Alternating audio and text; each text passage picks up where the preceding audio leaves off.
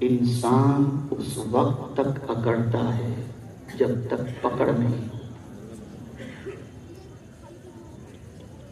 انسان اس وقت تک اکڑتا ہے جب تک پکڑ نہیں ہوتی، اور کسی اکڑنے والے کی پکڑ نہ ہوئی ہو ایسا ہم نے کبھی دیکھا ہی نہیں۔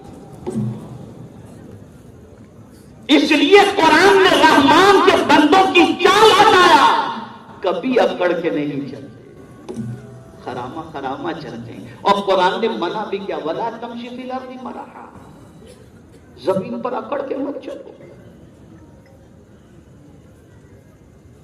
اے رسول اعظم صلی اللہ علیہ وسلم کے دیوانوں، جہاں قرآن نے ان کی پہچان کرائی کہ دل میں وہ چلتے ہیں تو اس طرح سے چلتے ہیں کہ بالکل خرامہ خرامہ، وہی ان کی رات کا تذکرہ بھی قرآن نے کیا، وَالَّذِينَ يَبِيتُونَ لِرَبِّهِمْ سُجَّدًا وَقِيَامًا، وہ اپنی رات گزارتے ہیں تو سجدے میں گزارتے ہیں اور قیام میں گزارتے ہیں۔ اے رسول اعظم صلی اللہ علیہ وسلم کے دیوانوں، آپ ذرا سوچو، یہ ایک جماعت کی پہچان، یہ اللہ کے نیک بندوں کی پہچان، یہ قرون اولیٰ کی پہچان، اللہ اس کے رسول کے فرمان پر عمل کرنے والوں کی پہچان دنیا کے اندر ہو گئی۔ اب دنیا جب مسلمان کو پہچانتی، ان عادتوں سے پہچانتی۔ یہاں پر مجھے فاروق اعظم کا ایک واقعہ یاد آ رہا ہے۔ ایک مقدمہ ان کی عدالت میں پیش کیا گیا، اور جب پیش کیا گیا تو فاروق اعظم رضی اللہ تعالی عنہ نے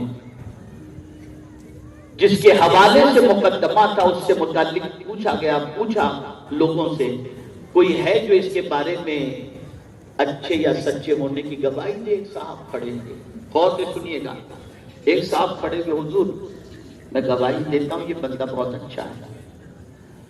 تو فاروق اعظم رضی اللہ تعالیٰ عنہ نے فرمایا، کس وجہ سے تم کہہ رہے ہو کہ یہ اچھا ہے؟ حضور یہ مسجد میں بہت آتا جاتا ہے۔ کہا اتنے سے، غور سے سنیے، اتنے سے کسی کے اچھے ہونے پر مہر نہیں لگائی جا سکتی۔ اب پہچان، تو حضور کیسے پتا چلے یہ اچھا ہے؟ کہا تین چیزوں سے پہچان، تین چیزوں سے۔ کبھی اس کے پڑوس میں رہنے کا اتفاق ہوا، اس لیے کہ ایک پڑوسی اپنے پڑوسی کو اچھی طریقے سے جانتا ہے، ایک پڑوسی اپنے پڑوسی کو اچھی طریقے سے جانتا ہے کہ اس کے رات و دن کیسے ہیں، وہ کیا کرتا ہے اور کیا نہیں کرتا۔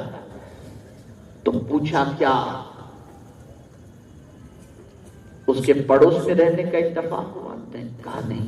اور پڑوسی کی فضیلت تو اتنی ہے، اللہ اکبر، مصطفیٰ جان رحمت صلی اللہ علیہ وسلم فرماتے ہیں، بلکہ صحابہ کہتے ہیں کہ سرکار صلی اللہ علیہ وسلم فرماتے ہیں صحابہ کے پڑوسی کا مقام اتنا بیان کیا گیا کہ ہمیں لگا کہ کہیں وراثت کے اندر بھی پڑوسی کا حصہ نہ ہو۔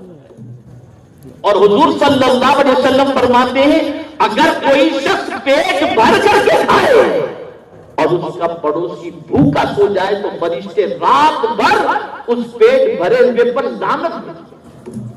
یہ پڑوسی، آپ کیا جانو پڑوسی کا حق کیا ہے، یہ طویل ٹاپک ہے، پھر کبھی انشاءاللہ عرض کروں گا۔ تو فاروق اعظم فرماتے پڑوس میں رہنے کا اتفاق ہوا؟ تو کہا نہیں۔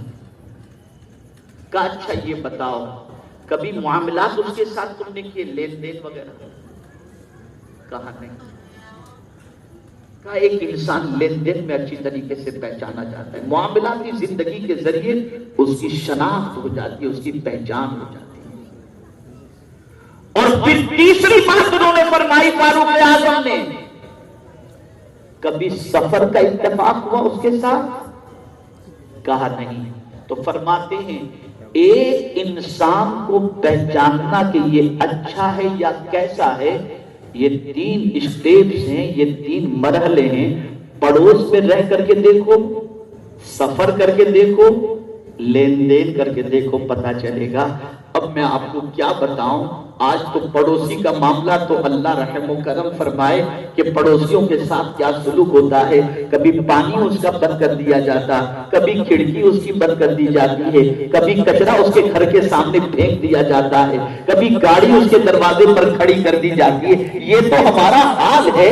اور معاملات کا معاملہ اگر کہا جائے لین دین کا، تو اللہ رحم و کرم فرمائے کہ میں یہ سمجھتا ہوں کہ سب سے زیادہ معاملاتی زندگی کے اندر اگر آپ ویک پائیں گے تو آج کے مسلمان کو پائیں۔